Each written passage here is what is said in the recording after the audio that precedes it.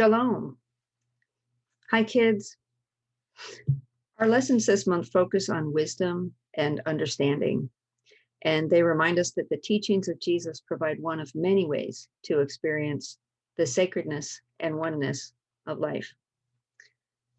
I greeted you by saying shalom, which is a Hebrew word meaning peace, harmony, wholeness, completeness, prosperity, welfare, and tranquility, and can be used as both hello and goodbye.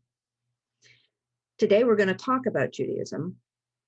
Judaism was the religion that produced Christianity, and special holy days and traditions are practiced. You may have heard of Hanukkah, Yom Kippur, Passover. The Jewish holy book is called the Torah, or the 5 books of Moses. And God is often called Jehovah, or the Lord. And in Judaism, there is a belief in one God and emphasis on right action. All Jews believe in the importance of taking responsibility for their actions, which leads us to our affirmation for this lesson. I take responsibility for my actions to honor myself and all others. Will you say that 3 times with me? I take responsibility for my actions to honor myself and all others. I take responsibility for my actions to honor myself and all others. I take responsibility for my actions to honor myself and all others. So today we're going to read a story called In Time for Seder. And Seder is a special dinner that's part of the Jewish Passover celebration, which is different from the holiday of Hanukkah. Rachel hopped around the kitchen excitedly as her mother prepared the Seder dinner that marked the beginning of Passover week. Do you think Elijah will come to our Seder tonight? Lizzie said. He came to their house last year. Elijah, the prophet, lived long ago, and stories are told that he comes to earth from heaven to help people and to remind them of God's power of love and to reward acts of kindness. He is often in disguise and can be invisible. He can come anytime, any place, but at holy times like Passover, people invite his presence with reverence. Lizzie told Rachel that her family had poured an extra glass of wine and opened the door to welcome Elijah, according to tradition. And when Lizzie looked at the glass at the end of the meal, it was empty. Rachel thought it would be amazing if Elijah came to their Seder and drank the wine or even shared the meal with them. Rachel's mother answered her daughter's excitement as mothers do. That is up to God and Elijah, the prophet. Now please calm down and help set the table. Aaron is late and there's a lot to do. I hope he remembers the horseradish. Aaron, Rachel's older brother, was anxious to get home in time for the Seder dinner his family had planned, but the rehearsal for the school play had run later than usual. He was dashing for the door, backpack in hand, when something made him look back. The room was empty except for his teacher and the mess they had made during their rehearsal. His teacher had just recovered from a back injury.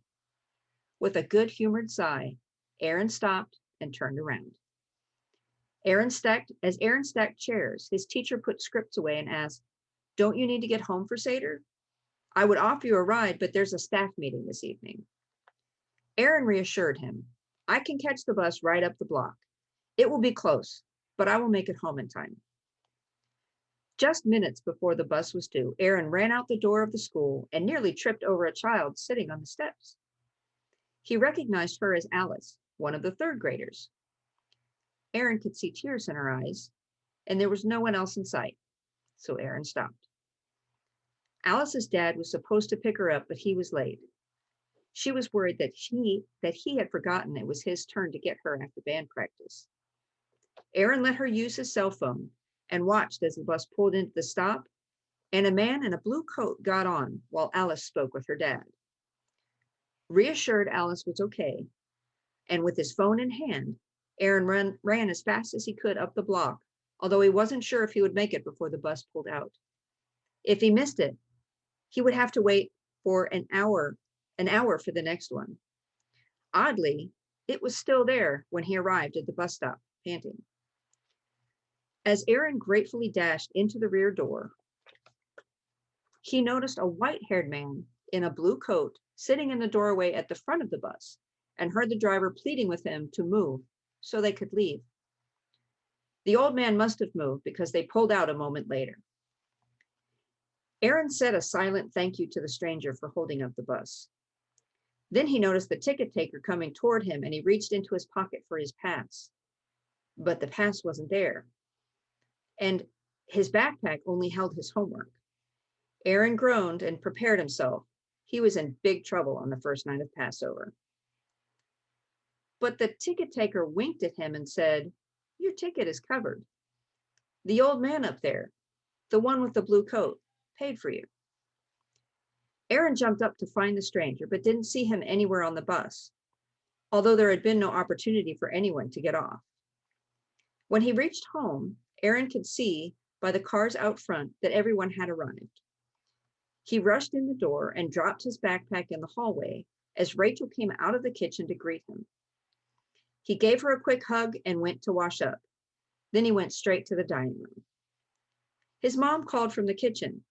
"Did you bring the horseradish?" Aaron hesitated. In his hurry to get home, he had forgotten about his errand to get the horseradish, an essential part of the Seder. "Never mind, Rachel got the horseradish out of your backpack. Thank you," his mom called before Aaron had a chance to apologize. He sat down at the table, a bit dazed, and felt a growing wonderment as he thought about the events of the afternoon.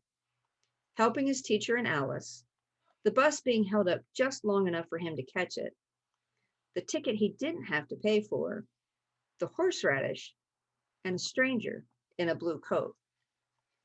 Rachel skipped into the room and asked, "Do you think Elijah will come this year, Aaron? Do you?" Aaron looked at his sister and said softly, "Well, let me tell you about a white-haired man in a blue coat." So here's some questions to think about after having read the story.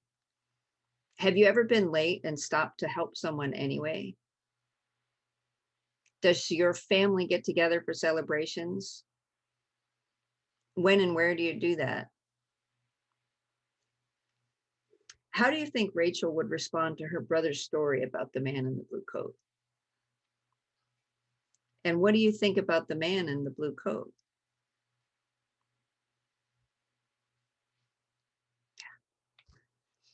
I like that it was part of the story that they were making room and planning space for good things to show up. And Aaron made sure to pay attention to others and how to be helpful to them. And often, when we do good, we see good coming in return for our actions. And I think with miracles, sometimes we can explain what happened, and other times I think miracles are mystifying. At one point there was a man in a blue coat, and in the next moment there wasn't. And I'm curious what miracles you might have experienced, little ones or big ones. Maybe you can try watching for those this week. Make room for the good. We can learn from many sources of wisdom on our journey through life. And when we open our hearts to the wisdom teachings of the world, we enrich our lives in the process. Don't forget to look at the lesson for the activities, and I hope you have a miraculous week.